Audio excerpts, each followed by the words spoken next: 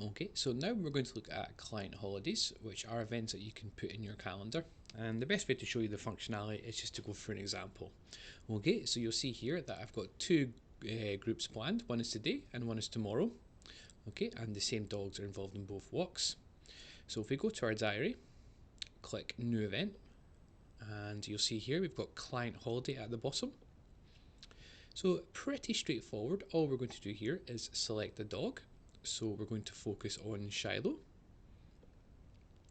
And I'm going to start the holiday as of tomorrow, which is the 3rd of October. And then we'll just put the end date to the 7th. So there's an additional notes tab here, and that's just purely if you need it for any reason. And what you'll see below is a retainer / additional fee input box. Now, for one-off holidays for one day, you might not choose or need a retainer fee, but for, say for example, an event that a client goes on holiday for 2 or 3 weeks and it's in your terms and conditions that you have a retainer fee, you can just put this in there and it will adjust your accounts accordingly. Okay, so just to show as an example, we'll put in £100. Alright. So once we have made a holiday, there's going to be several places where you're going to see this reflected in the app. So let's just take a couple of minutes now and go through that. So we'll go to the dashboard.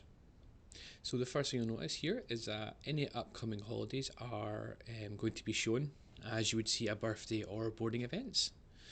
Okay, so if you need to do a quick reference of the holiday, you can do it via the dashboard. Okay, let's just head back. So the holiday starts on the 3rd of October. Now, it obviously shouldn't affect the walk on the 2nd, so you can see there that nothing's been changed. But if we scroll down to tomorrow's walk, which is the 3rd of October, you'll see now that Shiloh has been marked as on holiday.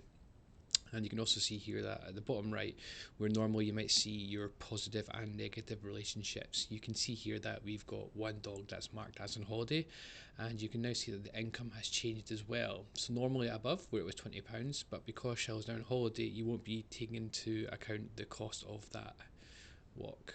Okay, so if we click into the walk event, you can see here now that the total of the walk is now £15 as opposed to 20 because Shiloh has been marked as on holiday, and you can see here that she's on holiday until the 7th of October. So there's a few other places where you're going to see a reference to Shiloh being on holiday. So if we go to the diary and go to the 3rd of October, you'll see here that she's highlighted in green and is marked on holiday as well. Okay. So next, if you want to, one thing I should point out is that holidays by default won't show in the calendar. I just think it kind of clogs it up. So where you will see a reference of any kind of holidays is per the dog's profile and their walk history. So we go into the walk history. You can see here that you can see an actual record of the holiday here. So we can see October 3rd to October 7th, any retainer fees that are applied. So any walks that there are marked on during their holiday will still show, but what it will say, instead of how much it costs, it won't apply a cost, and it will just mark the date as on holiday. So you can see here that if the retainer fees and both of these walks were to be totaled, it would be 110, but because I was on holiday on Monday the 3rd, it doesn't take into account the price of that walk for Shiloh, so the total price becomes £105.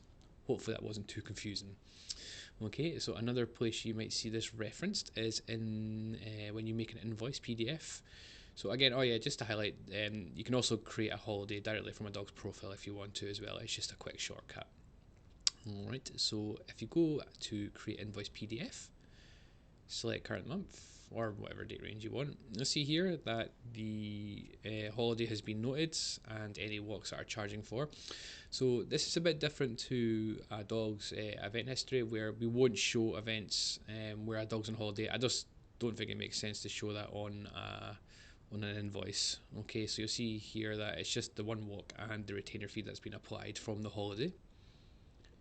We'll just quickly go through. You can see here we've got our invoice pre-made up.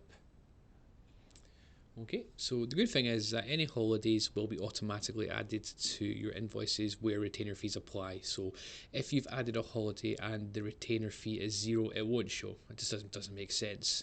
So you'll see here that the holiday retainer fee of £100, and that's from the holiday from the 3rd till the 7th of October.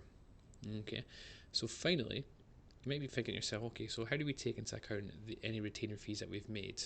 So if we go all the way back and click on the admin page, There's now a new sort of field for retainer fees. So any retainer fees you get from holidays or clients will be shown here. So you can see here, we had £35 from our walks, so that's minus the £5 that Shell has been on holiday. But you can see here we've had the retainer fees as well. Okay, so that just keeps the books in order. So I mean, overall, the holiday functionality kind of saves you having to go into, well, let's look at it in a hypothetical situation. If you have a dog that's 5 days a week and the owners decide to go away for 3 weeks or whatever, what would then happen is you probably have to go in and amend your groups and every single walk that dog is on. So if you've already planned your diary, you can just easily create a holiday, and what I'll do is I'll update any walks. So basically it makes your life a lot easier. So I hope that you will find this useful. This should be released relatively soon. And yeah, that's DiggDawg Holidays.